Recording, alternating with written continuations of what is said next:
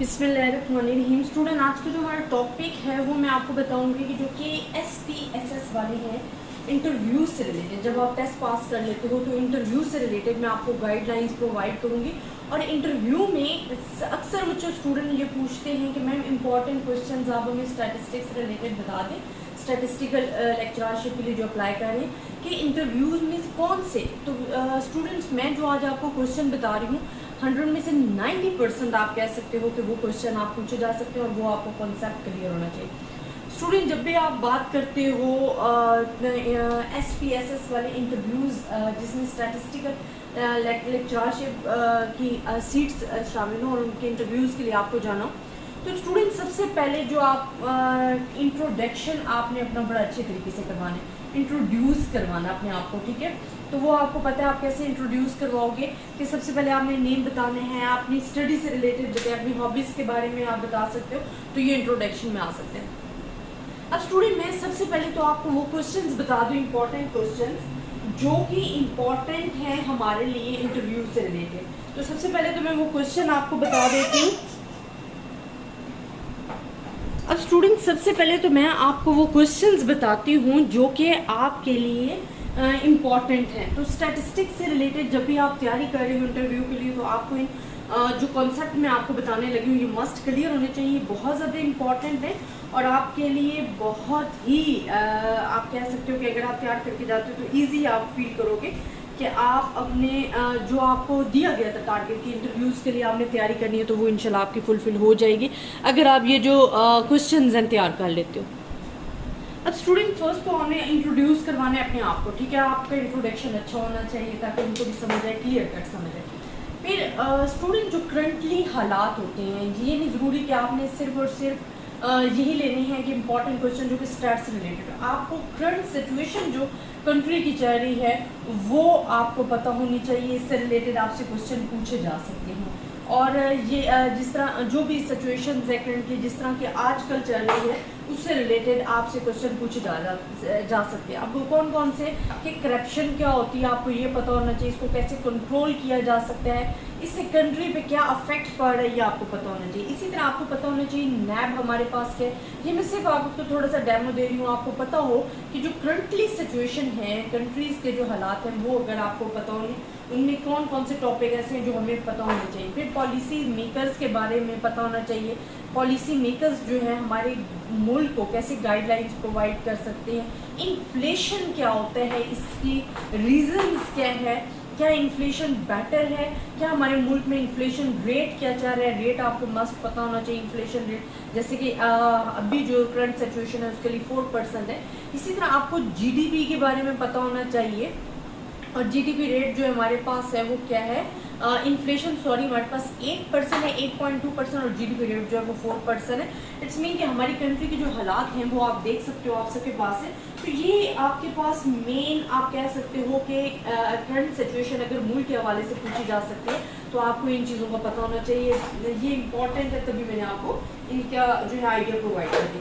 अब स्टूडेंट, हम आते हैं अपने स्टैटिस्टिकल क्वेश्चन में। तो स्टैटिस्टिकल क्वेश्चन में स्टार्ट करने लगी हूँ। फर्स्ट आपने इंट्रोड्यूस करवाया करंट सिचुएशंस, आपको उसके बारे में इल्म होना चाहिए। फर्स्ट आपने लिख लो कि सेंट्रल लिमिट थ्योरम आपको पता होना चाहिए। ये मैं वो टॉपिक्स बता रही हूँ जो कि आपके इंटरव्यू के लिहाज से भी इम्पॉर्टेंट हैं, वही बता रही हूँ। सेंट्रल लिमिट थ्योरम आपको थोड़ा बहुत पता होना चाहिए कि क्या होता है, कहाँ पे यूज़ होता है, स्टैट्स में किस हवाले से यूज़ हो रहा है। अनोवा आपको पता होना चाहिए, अनोवा क्या है, इसके अजम्पशंस क्या हैं, ये आपको क्लियर होना चाहिए हमारे पास, अनोवा से रिलेटेड इम्पॉर्टेंट है। कंस्ट्रक्शन ऑफ इंडेक्स नंबर आपको पता होना चाहिए, ये इम्पॉर्टेंट है। Construction of index number, index number आपको पता होना चाहिए। इसी तरह फोर्थ स्टूडेंट आपके पास आ जाते हैं कि हमारे पास टेस्टिंग ऑफ हाइपोथेसिस, तो testing of variance, testing of variance ये आपको पता होना चाहिए। टेस्टिंग ऑफ वेरिएंस, क्योंकि तमाम टॉपिक स्टूडेंट मैं आपको करवा चुकी हूँ, अभी सिर्फ टॉपिक बता रही हूँ, ठीक है। टेस्टिंग ऑफ वेरिएंस हमारे पास कहाँ पे यूज होता है, अगर सिंगल वेरिएंस हो, सिंगल वेरिएंस अगर आपके पास है।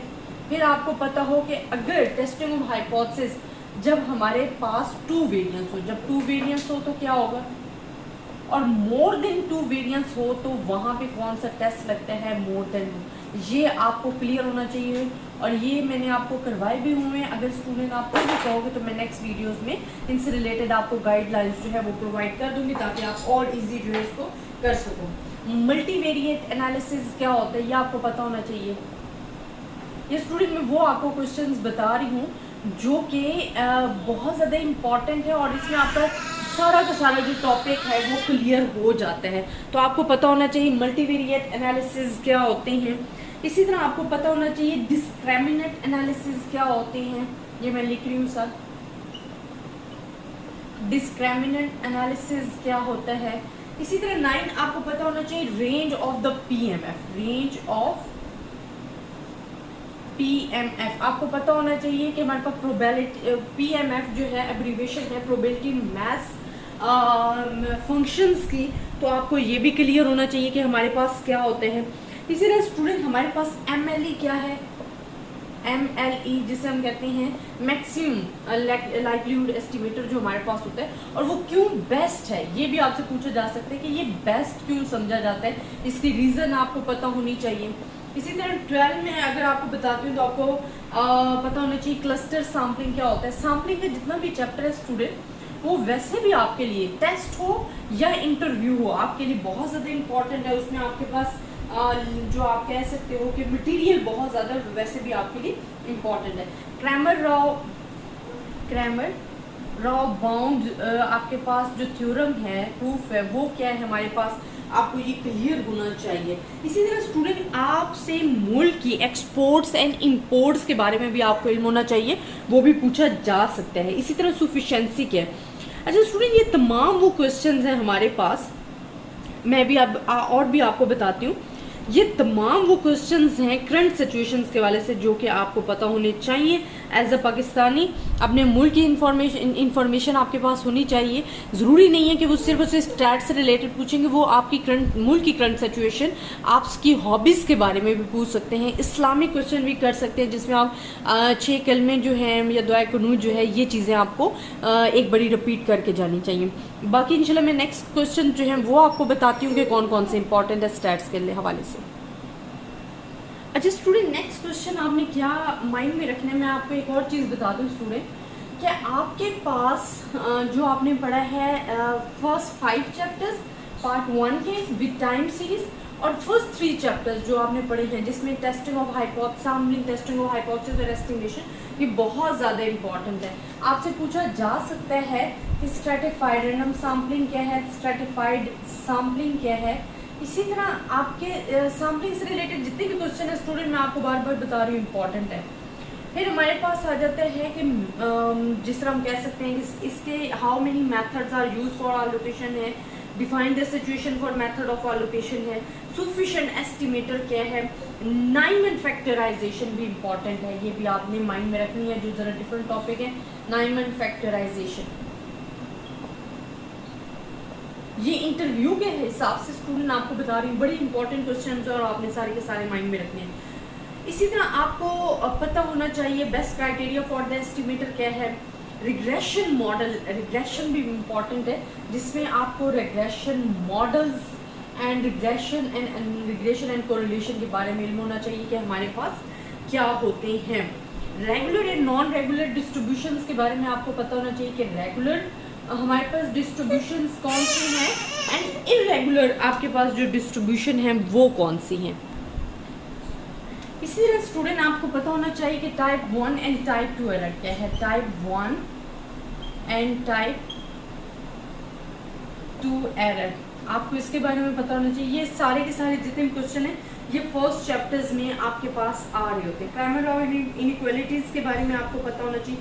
अच्छा स्टूडेंट आपको एक और चीज़ बड़ी इंपॉर्टेंट है जो कि हमने सैम्पलिंग डिज़ाइन में किया है, आपको पता होना चाहिए RCBD क्या है, ठीक है, ये डिज़ाइन कौन सा, इनमें डिफरेंस क्या है, LSD क्या है एंड GLSD, ये तमाम के तमाम एक्सपेरिमेंटल डिज़ाइन जो हैं वो आपके पास मौजूद है। इसी तरह आपको एक और चीज़ आपको बड़ा पता होना चाहिए, अप्लाइड स्टैटिस्टिक क्या है, कि जो आप स्टैटिस्टिक अप्लाइड करते हो, और इसकी डेफिनेशंस भी आपको मैंने बताई हुई है, आप देख सकते हो अप्लाइड स्टैटिस्टिक के बारे में कि हमारे पास क्या होती है। और अगर आपको इन क्वेश्चंस में डिफिकल्टी है तो स्टूडेंट आप मुझे कमेंट्स में बता सकते हो, मैं आपको इसके बारे में गाइडलाइंस कर सकती हूँ। नेक्स्ट वीडियोस में जितनी टॉपिक बता रही हूँ उनको मैं दोबारा से आपके साथ बता सकती हूँ कि ये क्या क्या इनमें डिफरेंस और किससे आप एक्सप्लेन कर सकते हो। क्लस्टर एंड स्ट्रैटा में डिफरेंस क्या है, ये स्टूडेंट बड़ी इंपॉर्टेंट है, ये क्वेश्चन तभी आपको बता रही हूँ। इसी तरह प्रिडिक्शंस क्या है एंड फॉरकास्टिंग क्या होती है, एंड फॉरकास्ट किससे कहते हैं। इसी तरह स्टूडेंट एक्यूरेसी आपके पास आ जाती है, प्रिसेशन एंड एक्यूरेसी में डिफरेंस क्या है आपके पास ये आ जाता है, आपने डिफरेंस बताना है। ये बड़े इंपॉर्टेंट क्वेश्चन है स्टूडेंट, अगेन एंड अगेन कह रही हूँ, इंटरव्यू के हिसाब से।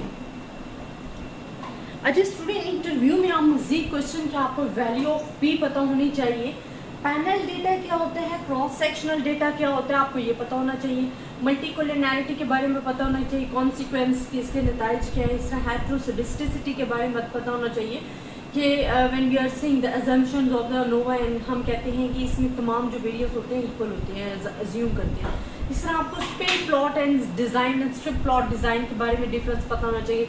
अच्छा तो एक और क्वेश्चन आपसे पूछा जाता है कि पैरामीटर आपको पता है कि हमारे पास क्या होते हैं, ठीक है, the result obtained from the population, but वो आपसे पूछ सकते हैं स्केल ऑफ द पैरामीटर क्या है। तो स्केल ऑफ द पैरामीटर आपको पता है कि हम स्प्रेडनेस चेक करने के लिए कर रहे होते हैं कि आपकी जो डिस्ट्रीब्यूशन कितनी फैली हुई है, तो scale of the parameter discussing also tell about the spreadness of the distribution. अच्छा एक और आ सकते हैं वेरिएशन, हमने पढ़ा है टाइम सीरीज जिस तरह आजकल जो सिचुएशंस हैं सैलाब बहुत ज़्यादा हैं, तो ये इरेगुलर वेरिएशंस के बारे में आपसे पूछ सकते हैं कि जो सैलाब है वो किस कैटेगरी में आता है, तो टाइम सीरीज से रिलेटेड आप बता सकते हो। आपको डेटा एनालिसिस के बारे में जो है वो पता होना चाहिए।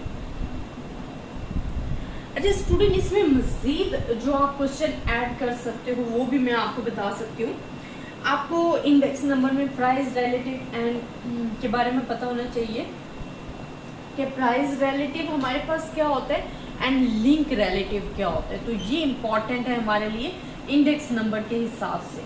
इसी तरह 31 पे स्टूडेंट आप मैंने आपको बताया कि जितने भी क्वेश्चन है, एक चैप्टर 1 तो 5 चैप्टर हो गए, मजीद time series, regression analysis, regression and correlation जब आप पढ़ते हो तो उसमें आपको उनकी रेंज पता होनी चाहिए। जिस तरह आप कोरिलेशन जब डिस्कस करते हो तो आप कहते हो कि इसकी जो रेंज हमारे पास -1 to +1 है, और ये आपको पता होना चाहिए कि अगर -1 आता है तो इसका क्या मीनिंग होता है, +1 आता है आंसर तो क्या, अगर 0 आता है तो वो क्या है।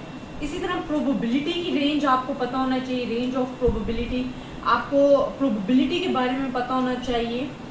ये आपके पास आ सकते हैं, क्वेश्चन पूछे जा सकते हैं। रेंज आपको तमाम डिस्ट्रीब्यूशंस की जो है वो पता होना चाहिए। डर्बिन वाटसन टेस्ट का आपको पता होना चाहिए, डर्बिन